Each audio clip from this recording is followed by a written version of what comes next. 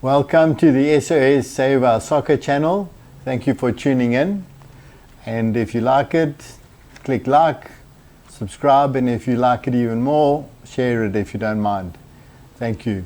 Leave your comments in the comment section, and I'll look forward to reading them. So thank you very much once again for tuning in. And we're in the middle of the World Cup, 2026 World Cup. That's taking place in Mexico, the United States of America, and Canada. So far, it seems to be going pretty well. And just a few standout results so far. USA beat Paraguay 4-1. Spain were held to a draw. Much fancied Spain, one of the hot favorites to win the tournament. Experienced opening match jitters, let's call it that. And Cabo Verde held them to a 0-0 draw. And for those of you that don't know, I didn't know, I had to look it up. Cabo Verde is in the central Atlantic. It's about 850 kilometers from the western coast of Africa. So yeah, that's where Cabo Verde is, or Cape Verde as some people like to say.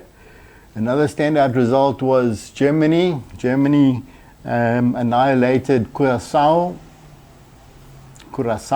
not Curacao.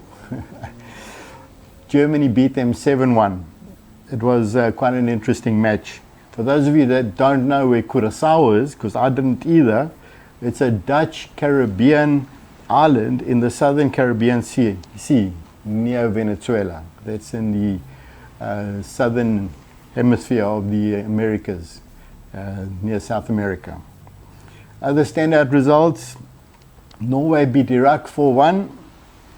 And if we have to look at our Africa Watch, following all the Africa teams and all the results so far in the first round, well, we've already covered in a previous episode, we covered the South Africa game that Mexico beat South Africa 2-0. It was very disappointing from a South African point of view. Brazil-Morocco. Brazil 1-1. Brazil and Morocco drew 1-1. Morocco played a very, very good game. And I think they actually deserved to win to a certain extent. And so well done to Morocco for holding Brazil to a draw. Ivory Coast beat Ecuador. Very good result for them. Sweden beat Tunisia 5-1. Unfortunately, not a very good result from an African point of view. Belgium won, Egypt won. Egypt scored first in that game and were full value for their lead. And were it not for Lukaku coming in and causing a bit of havoc in the defense, they would probably have held on to that win. But it ended up being 1-1 between Egypt and Belgium. And last night was the 16th of June. France beat Senegal 3-1. However, that's a little bit flattering to the French team, because in the first half, I think Senegal played very well. And they had a couple of good chances to go ahead in their own right. And one of them, Jackson, hit the upright with a good left-footed shot, and the ball bounced off the keeper and went out for a corner instead of going in the net, luckily for the French. And then there was another chance late on the stroke of half-time for Senegal that they should have taken the lead, but they didn't. And they were made to pay, because in the second half the game opened up quite a bit, and France won going away. Mbappe scored some very nice goals and showed his class.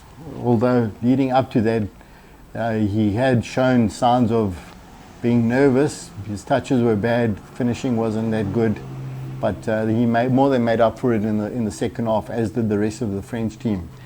But I think Senegal should go through to the next round. I think they're good value for what they've got, and I think they should progress, in my opinion. I think they will progress. So my general impressions of the tournament so far.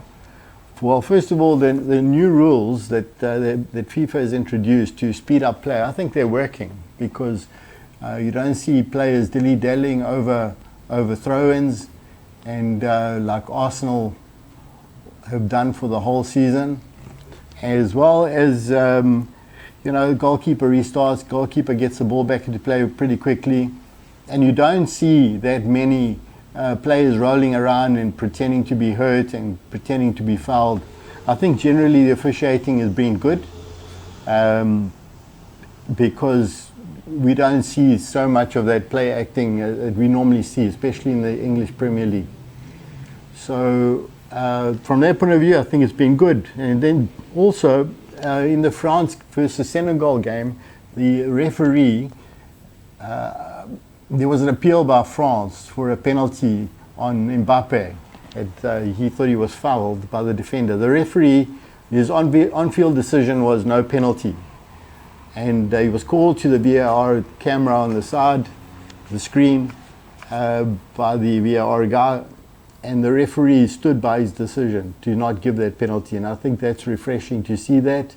Normally, especially in the EPL, I keep referring to that because that's the most popular league in the world.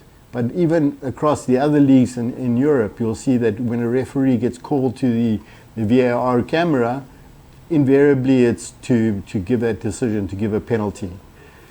But in this case, the referee is an Iranian Australian, by ancestry. He decided to stick with his on-field decision, which I thought was refreshing. What do you think? Do you think it was a penalty? Personally, I don't think so, because it was a very, very light touch by the defender, not enough for me to give a penalty. So from that point of view, I think it's good. And I think we're looking ahead briefly to the South Africa versus Czechia match that's taking place Thursday, 18th of June. That's tomorrow. My prognosis, let's put it this way, is not very good from a South African point of view.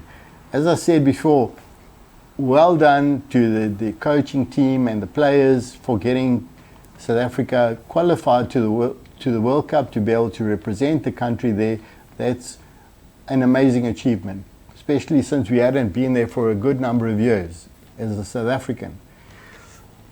But I think after the showing in the first game against Mexico, poor discipline, poor decision making, poor lineup by the coach, if I have to be honest, the formation I don't think really suited us very well, and the players let the country down. Together possibly with the coach who sent them out in that 5-3-2 formation, which I think was wrong.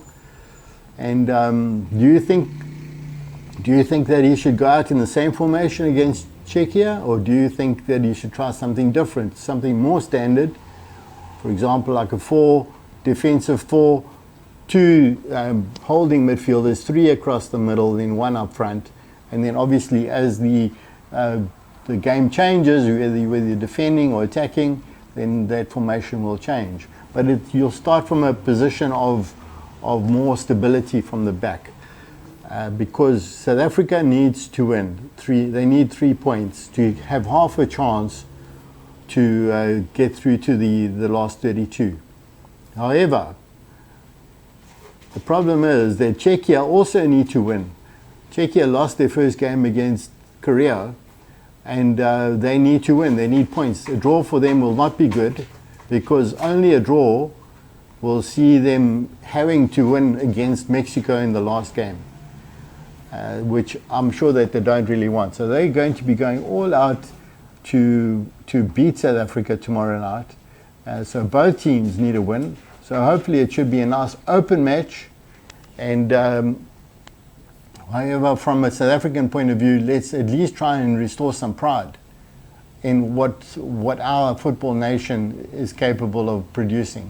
We know as South Africans that we have a tremendous amount of talent in this country, and it would be nice if it was reflected on a world stage like the World Cup. But that's not how football is judged. in our country, there's a lot of work that needs to be done with regards to our development structures. Our complete football structure is in a shambles, to be honest, and needs to be addressed seriously if anything's going to happen for the better for the future. But that's a subject for another day. Looking forward to tomorrow, the match against Czechia. My prediction is that Czechia will win by at least 2 goals. But if South Africa pull the rabbit out the bag, I'll be the first one to congratulate them. And I want to wish them all the best of luck if they can somehow manage to get a win there tomorrow night. Or at least, at the very, very least, salvage some pride and show that South Africa is indeed a football country. So I hope you enjoyed this short insert. I hope that you'll tune in again, share it with some friends, and I look forward to seeing you again.